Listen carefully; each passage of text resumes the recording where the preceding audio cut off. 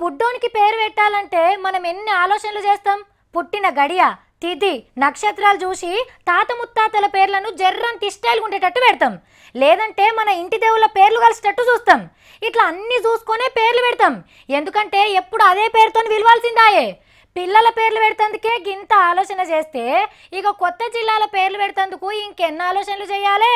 ఆ ఏరియాలో దేవుళ్ళు ఉంటారు, గొప్ప గొప్ప మనుషులు ఉంటారు, జీవనదులు ఉంటాయి. నలుగురికి నచ్చేటట్టు ఉండాలి కదా ఏ పేరు పెట్టినా. మన సర్కార్ కూడా ఇప్పుడు అదే ఆలోచన చేస్తుంది. కొత్త జిల్లాలను మన దేవుళ్ళ పేర్లతోని, తెలంగాణ కోసం కొట్లాడినోళ్ళ పేర్లతో పిలుచుకోబోతున్నాం. ఏ పేరు పెడితే మంచిగా ఉంటుందో చెప్పుమని లీడర్లకు సీఎం సార్ సలహాలు కూడా అడిగిండు.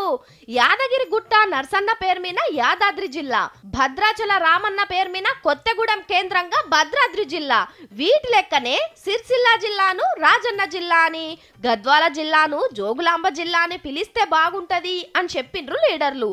కాకుంటే జోగులాంబ గుడి వనపర్తి జిల్లాకు పోతుంది కాబట్టి ఎట్లా చేద్దామనే ఆలోచన చేస్తురట.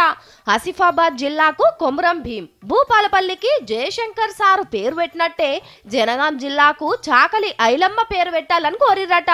ఫస్ట్ నుంచి తెలంగాణ ఉద్యమంలో కొట్లాడి గరీబోళ్ల కోసం పోరాడిన కాకా పేరును పెద్దపల్లి జిల్లాకు పెట్టాలి అని చాలా మంది అడుగుతున్నారు. సురవరం ప్రతాపరెడ్డి, రాజ బహదూర్ వెంకట్రామరెడ్డి పేర్లను కూడా కొందరు చెప్పిర్రట. ఇక సంగారెడ్డి జిల్లాకు మంజీరా నదితో పిలిస్తే బాగుంటది అని అంటుర్రట. ఇవే కాకుండా ఇంకెవలి అన్న పేర్లుంటే చెప్పుమని అడుగుతున్నారు. మొత్తానికైతే మన తెలంగాణ మనకైనాక మనకు నచ్చిన వాళ్ళ పేర్లు పెట్టుకునే భాగ్యం కూడా దక్కింది.